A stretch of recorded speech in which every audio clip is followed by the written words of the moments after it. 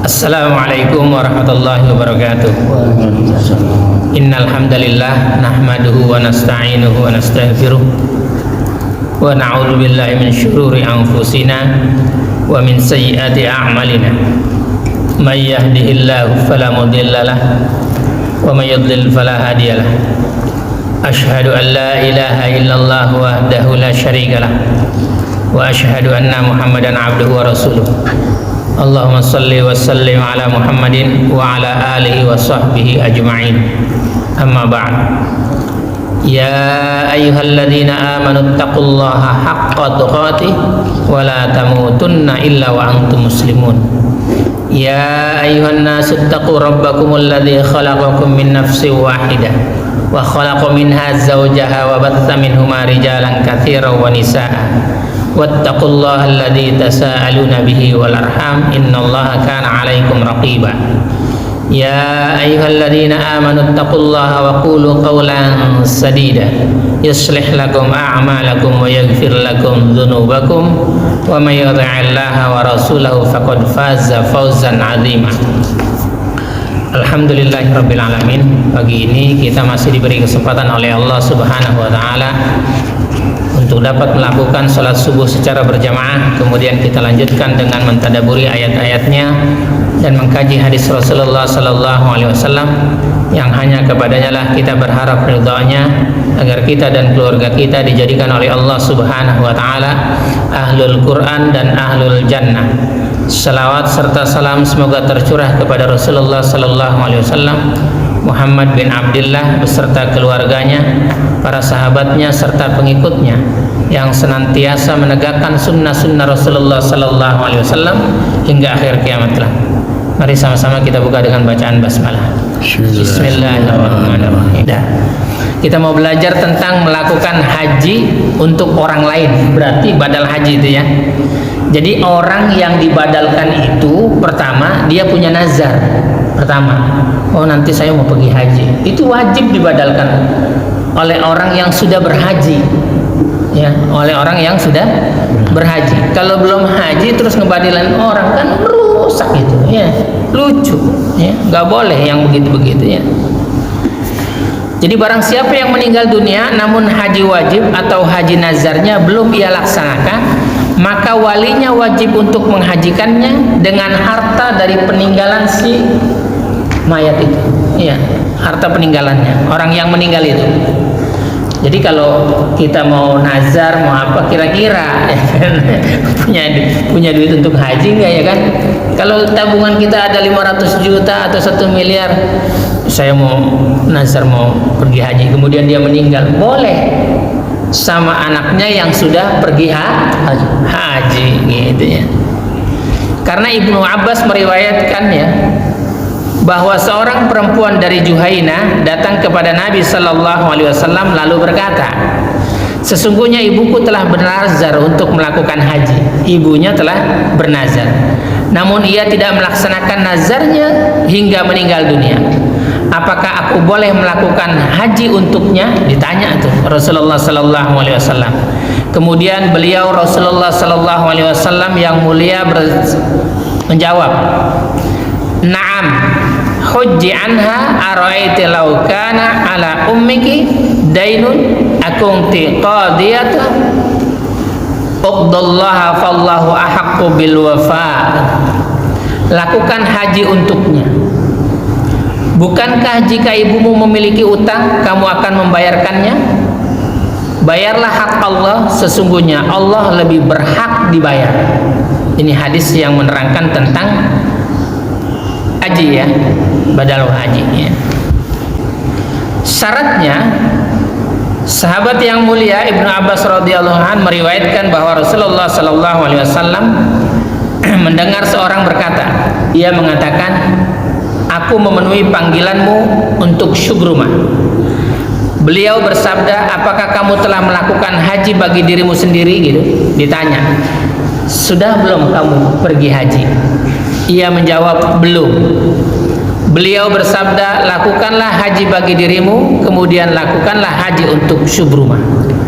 Maka nanti kamu juga begitu ya.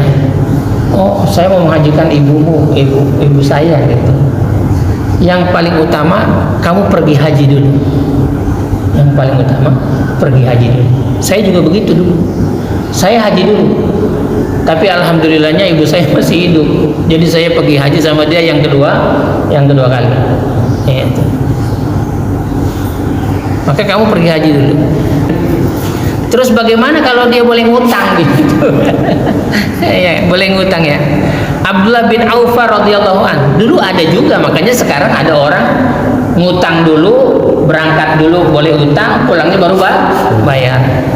Abdullah bin Auf radhiyallahu an, sahabat yang mulia, ya, berkata, aku bertanya kepada Rasulullah sallallahu alaihi wasallam tentang seseorang yang belum mampu haji, lalu meminjam uang untuk melaksanakannya.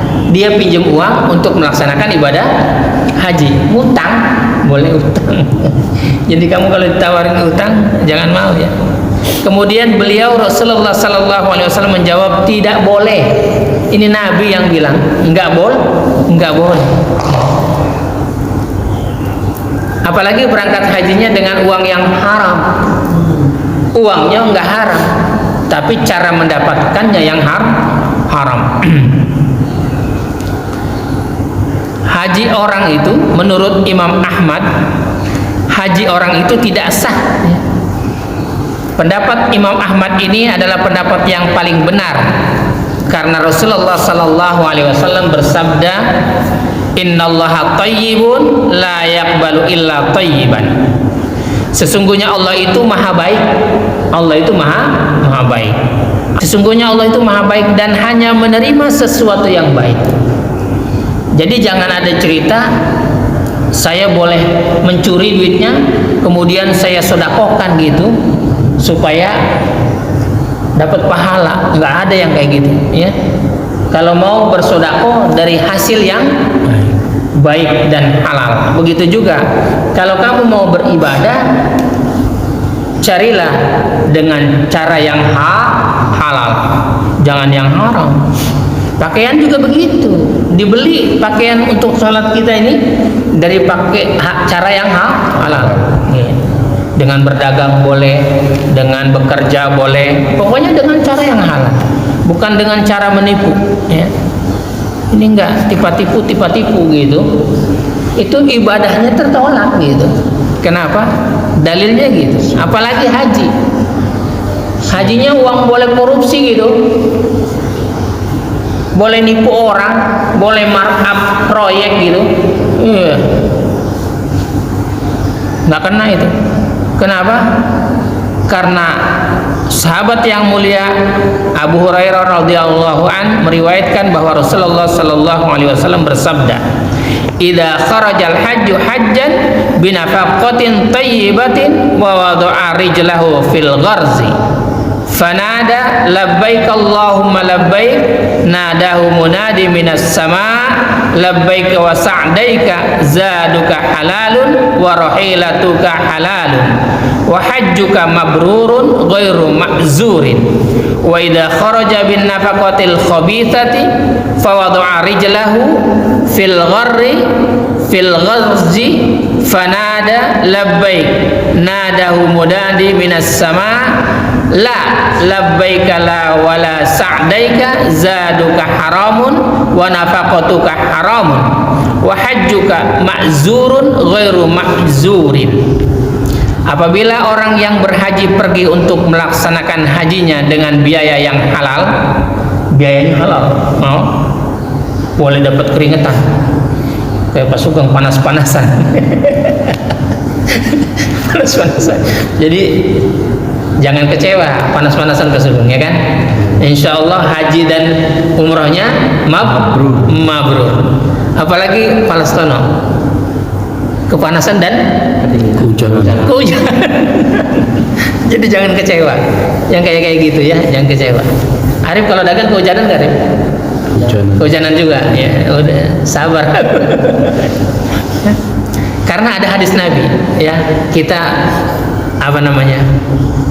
optimis dengan hadis Nabi. Apabila orang yang berhaji pergi untuk melaksanakan hajinya dengan biaya yang halal, lalu ia meletakkan kakinya di sanggur di pijakan kaki dari kulit dan berseru, ya pakai sendal lah, ya kan. dan berseru, hamba datang demi memenuhi panggilanmu ya Allah. Hamba datang demi memenuhi panggilanmu. Labbaik Allahumma labbaik, gitu kan. Maka penyeru dari langit berkata, semoga Allah menerima hajimu terus menerus. Wih, didoain Malaikat. makhluk yang ada di langit. Ya para malaikat itu ya. Doanya kira-kira dikabul nggak sih? Pasti dikabul malaikat. Dia nggak pernah maksiat sama Allah. Semoga Allah menerima hajimu terus menerus karena bekalmu halal, kendaraanmu halal, hajimu mabrur dan tidak mendatangkan dosa. Hajimu mabrur. Al hajju mabrurun laisa lahu jazaa'un illal jannah. Haji yang mabrur enggak ada balasannya kecuali surga. Lanjut ayat hadisnya. Kemudian hadis itu dilanjutkan, apabila orang yang berhaji pergi untuk melaksanakan hajinya dengan biaya haram, itu dari hasil diskotik, dari hasil korupsi, dari hasil mencuri, dari hasil menipu, gitu kan. Lalu ia meletakkan kakinya di sanggurdi dan berseru. Kan orang haji juga begitu ya, semuanya sama. Dia menyeru apa gimana? Labbaik Allahumma labbaik. Hamba datang demi memenuhi panggilan. Maka penyeru dari langit berkata, semoga Allah tidak menerima hajimu.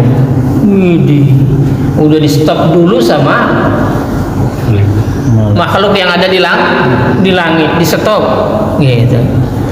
Dan didoakan semoga Allah tidak menerima hajimu. Kenapa? Karena bekalmu haram, biayamu haram, hajimu mendatangkan dosa, bukan datangkan pahala, tapi mendatangkan dosa dan tidak mendatangkan pahala. Apalagi boleh riba.